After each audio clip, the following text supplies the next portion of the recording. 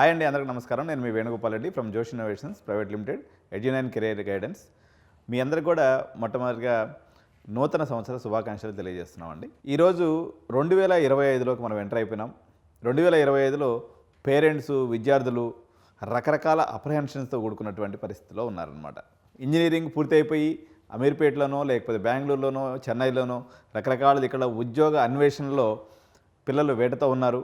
అదేవిధంగా యూఎస్కి పోయేసి MS complete చేసుకొని అక్కడ ఉద్యోగాలు రాక నానా ఇబ్బందులు పడుతున్నటువంటి పరిస్థితి. ఆర్టిఫిషియల్ ఇంటెలిజెన్స్ రాకెట్ వేగంతో దూసుకొని మన మీదకి వచ్చేస్తూ ఉంది. ఈ పరిస్థితిలో ఏ స్కిల్ నేర్చుకోవాలి, అసలు ఏం చదవాలి, జావా నేర్చుకోవాలా, డేటా సైన్స్ నేర్చుకోవాలా, ఏఐ నేర్చుకోవాలా, లేకపోతే టెస్టింగ్ నేర్చుకోవాలా, రకరకాల మనుషుల యొక్క పిల్లలు ఆలోచనలతో సతమతం అయిపోతున్నటువంటి పరిస్థితుల్లో తప్పనిసరిగా 2025 అనుకోండి, లేకపోతే ఫ్యూచర్లో ఎప్పటికైనా కానీ నిలబడేటువంటి స్కిల్ ఒక స్టూడెంట్కి ఏదైనా ఉంది అంటే అది క్రిటికల్ థింకింగ్ అనేటువంటి స్కిల్ని ప్రతి విద్యార్థి తన జీవితంలో అలవాటు చేసుకోవాల్సినటువంటి అవసరం ఉంది. సో ఈ డిజిటల్ ఎరాలో, డిజిటల్ ల్యాండ్స్కేప్లో ఈ క్రిటికల్ థింకింగ్ యొక్క అవసరం ఏంటి, దీన్ని మనం ఏ రకంగా ఆకళింపు చేసుకోవాలి, దీంట్లో ఏమేమి ఉంటాయనే విషయాన్ని ఈరోజు మనం వీడియోలో చూసేద్దాం. 2025లో మనకేంటి అంటే 40% of the current job roles అన్నీ కూడా ఒక సిగ్నిఫికెంట్ ట్రాన్స్ఫర్మేషన్ అయ్యి ఏఐతో ఇంటిగ్రేట్ కాబోతున్నాయి అన్నమాట. సో ఇది కేవలం లెక్క మాత్రమే కాదు, మనందరికీ కూడా విద్యార్థి లోకానికి, అదేవిధంగా యంగ్ ప్రొఫెషనల్స్ ఎవరైతే సాఫ్ట్వేర్ ఇంజనీర్స్, అదేవిధంగా డిఫరెంట్ ప్రొఫెషన్స్లో ఉన్నారో వాళ్ళందరికీ కూడా ఒక వేకప్ కాల్ అని చెప్పాలి.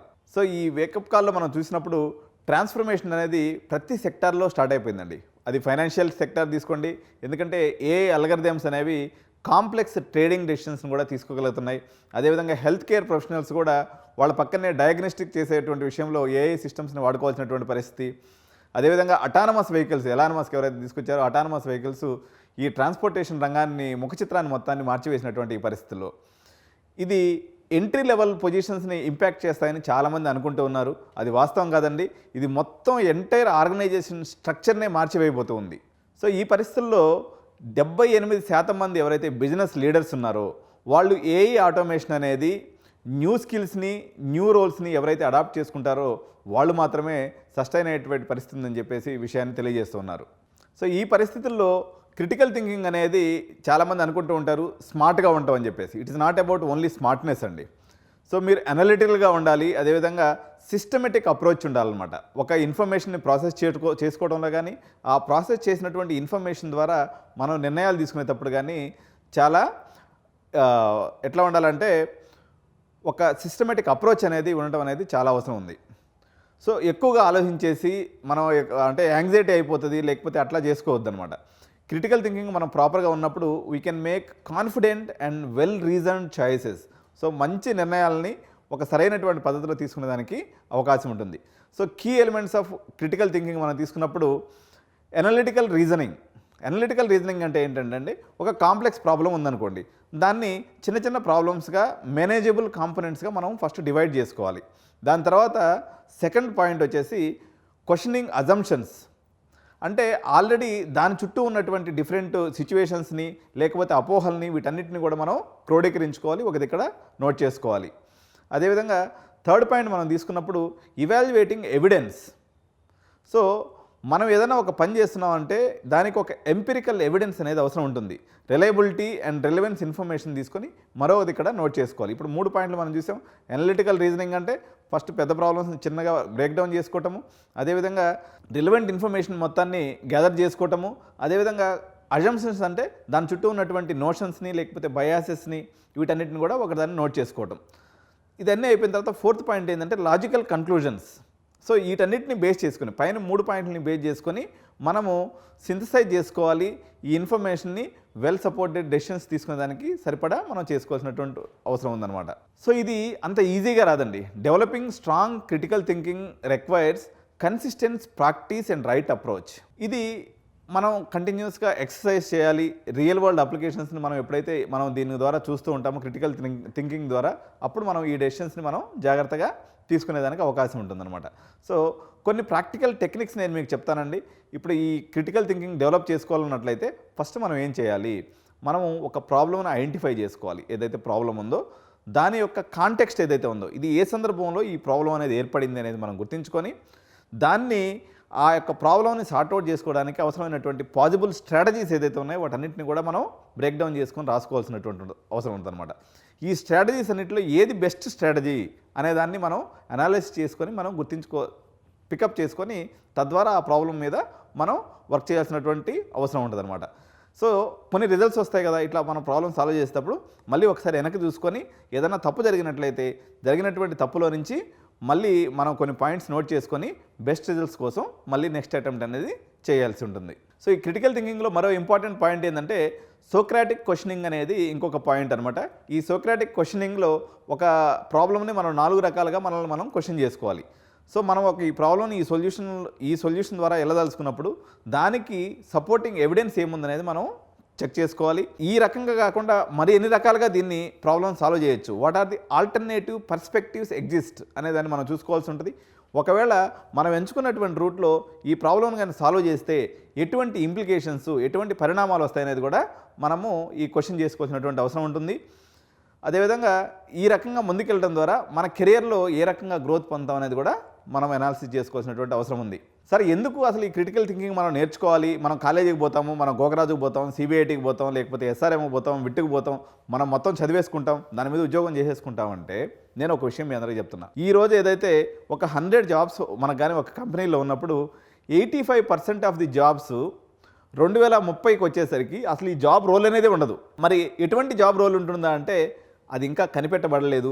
ఆర్టిఫిషియల్ ఇంటెలిజెన్స్ రూపంలో లేకపోతే ఇది కనిపెట్టవలసి ఉంది. అంటే మీరు 2030లో చేయబడేటువంటి జాబు యొక్క రోల్ అనేది ఇప్పటి వరకు కనిపెట్టబడలేదు. ఇప్పుడు కనిపెట్టేటువంటి ఏదైతే ఇన్వెన్షన్స్ ఉన్నాయో ఆ ఇన్వెన్షన్స్ మీద పనిచేయాల్సి ఉంటుంది. మేము నేరుగా విఐటి కాలేజీలో చేరేసి ఇప్పుడున్నటువంటి బుక్స్ని, యూస్ కేసెస్ని, స్టడీస్ని మొత్తం చదివేసేస్తాం మేము మొత్తం కాదు. ఫస్ట్ మీరు నేను చెప్పినటువంటి ఫార్మాట్లో ఈ క్రిటికల్ థింకింగ్ స్కిల్ని, అంటే మీరు జావా మీద పనిచేస్తారా, డేటా సైన్స్ మీద పనిచేస్తారా, లేకపోతే టెస్టింగ్ మీద పనిచేస్తారా, లేకపోతే ఎంబీబీఎస్ చేస్తారా, లేకపోతే మీరు చార్టర్డ్ అకౌంటెన్సీ చేస్తారా, ఇది కాదండి. మీరు సబ్జెక్ట్ ఏదైనప్పటికి కూడా నేను చెప్పినటువంటి ఫార్మాట్లో ఈ క్రిటికల్ థింకింగ్ మైండ్ సెట్ అనేది మనుషులు డెవలప్ చేసుకోవాలి. ఎవరికైతే క్రిటికల్ థింకింగ్ ఉంటుందో వాళ్ళు ఆ కంపారిటివ్ పీర్ గ్రూప్లో వాళ్ళు ముందు వరుసలో ఉంటారు. సార్, మరి ఇదంతా చేస్తూ ఉన్నాం, మరి ఏఐ అనేది అపరిమితమైనటువంటి వేగంతో మన మీదకి వస్తూ ఉంది కదా, ఎలా మనం తట్టుకోవాలన్నట్లయితే ఈ ఆర్టిఫిషియల్ ఇంటెలిజెన్స్కి, అదేవిధంగా ఆర్టిఫిషియల్ ఇంటెలిజెన్స్ క్యాపబిలిటీస్కి, హ్యూమన్ ఇంటెలిజెన్స్కి మధ్యలో ఒక స్వీట్ స్పాట్ అనేది ఒకటి ఉంటుంది. అంటే ఒక చిన్న గ్యాప్ ఉంటుంది అనమాట. ఈ గ్యాప్ని మీరు ఐడెంటిఫై చేసి ఆ గ్యాప్ మీద కానీ మీరు కానీ పట్టు సాధించినట్లయితే, ఉదాహరణకి ఏం చేస్తుంది, ప్యాటర్న్స్ని ఐడెంటిఫై చేస్తుంది, డేటాని ప్రాసెస్ చేస్తుంది. అదేవిధంగా హ్యూమన్ క్రిటికల్ థింకింగ్ ఏం చేయొచ్చు, మీరు దానికి క్రియేటివిటీని యాడ్ చేయొచ్చు, ఎమోషనల్ ఇంటెలిజెన్స్ని యాడ్ చేయొచ్చు. మీరు ఒక కన్ఫర్మ్డ్ డెసిషన్ తీసుకొని దాన్ని అక్రాస్ ది టేబుల్ మీరు పెట్టచ్చు. ఈ రకంగా ఏఐ చేసే పని ఏఐ చేస్తుంది. అదేవిధంగా ప్యాటర్న్స్ ఐడెంటిఫై చేయటము, డేటాను ప్రాసెస్ చేయటము, దానికి మీరు క్రియేటివిటీని, ఎమోషనల్ ఇంటెలిజెన్స్ని జోడించి కానీ మీరు కానీ మేనేజర్ ముందు కానీ పెట్టగలిగినట్లయితే మీ యొక్క కెరియర్ అనేది చాలా లక్రేటివ్గా ఉంటుంది. మీకు జాబ్ ప్రొఫైల్ అనేది పెరుగుతూ పోతుంది. మీరు ఏఐ దాడి నుంచి తట్టుకోవచ్చు. సో దీనికి మనం కొన్ని స్ట్రాటజీస్ కానీ మనం తీసుకున్నప్పుడు అప్డేటింగ్, మీరు టెక్నికల్ స్కిల్స్ని ఎప్పటికప్పుడు అప్డేట్ చేసుకుంటూ ఉండాలి. ఇంకోటి ఏంటంటే డెవలపింగ్ క్రాస్ ఫంక్షనల్ ఎక్స్పర్టైజ్. ఈ విషయాన్ని ముందుగానే గ్రహించినటువంటి మోడీ ప్రభుత్వం నేషనల్ ఎడ్యుకేషన్ పాలసీని తీసుకొచ్చింది. ఈరోజు మీరు బీటెక్ సిఎస్సి అనేటువంటి ఒక కోర్స్ చదవాలని చాలామంది పల్లెలు అనుకుంటూ ఉంటారు. బీటెక్ సిఎస్సి చదివి మీరు కానీ ఈసీఈ సబ్జెక్ట్ మీద అవగాహన ఉన్నట్లయితే మీరు ఎంబెడెడ్ సిస్టమ్స్తోనో లేకపోతే విఎల్ఎస్ఐతోనో పనిచేయచ్చు.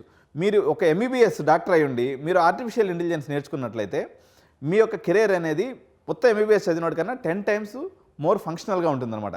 దీన్నే క్రాస్ ఫంక్షనల్ ఎక్స్పర్టైజ్ అంటారు. ఒక చార్టెడ్ అకౌంటెంట్ అయ్యి మీరు ఆర్టిఫిషియల్ ఇంటెలిజెన్స్ కానీ చదువుకున్నట్లయితే అది బాగుంటుంది. అంటే మీరు రంగం ఏదైనప్పుడు కూడా దాంతోపాటు మరొక రంగంలో, ఇప్పుడు సపోజ్ మీరు మార్కెటింగ్ అనేటువంటి చదవాలనుకున్నాను, బీబీఏ మార్కెటింగ్తో పాటు క్రాస్ ఫంక్షనల్ సబ్జెక్ట్గా మీరు సైకాలజీ తీసుకోవచ్చు. అదేవిధంగా మీరు ఫైనాన్స్ ప్లస్ మార్కెటింగ్ అంటే మల్టీ ఫంక్షనల్, అంటే రెండో రంగంలో ఇంకొక రంగంలో కూడా మీరు నిష్ణాతులు అయినట్లయితే అటువంటి రంగంలో ఉన్నటువంటి నిపుణులకి ఈరోజు చాలా డిమాండ్ ఉంది. మేము పట్టుకున్న కుందేళ్ళకి మూడే కాలని చెప్పి ఫుల్ స్టాక్ నేర్చుకుని ఎలకాలం ఆడ కూర్చుంటే మీకు ఎవరు ఉద్యోగం ఇవ్వరు.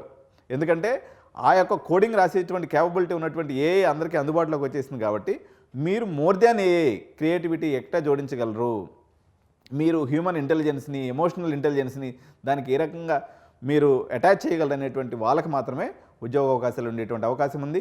ప్రాబ్లమ్ సాల్వింగ్ క్యాపబిలిటీస్ని ప్రతి ఒక్క స్టూడెంట్ కూడా ఇంప్రూవ్ చేసుకోవాల్సినటువంటి అవసరం ఉంది. సో ప్రతి ఒక్కరికి నేను చెప్పేది ఏంటంటే, మనలో చాలా మందిలో మిస్ అయినటువంటి అంశం ఎమోషనల్ ఇంటెలిజెన్స్. ఈ ఎమోషనల్ ఇంటెలిజెన్స్ని మనము మన జీన్స్లో నుంచి చాలా వరకు తుడిచిపెట్టేసాం. మెకాలే ఎడ్యుకేషన్ సిస్టంలో మీరు క్లాస్ రూమ్లో కూర్చొని రుబ్బేయటం, దాన్ని దున్నేయటం అనేటువంటి ప్రక్రియలో మీరు పడిపోయేసి ఈ ఎమోషనల్ ఇంటెలిజెన్స్ని చాలామంది విద్యార్థులు మన సిలబస్లో నుంచి కూడా వాస్తవంగా ప్రభుత్వాలు కూడా తీసేసినాయి.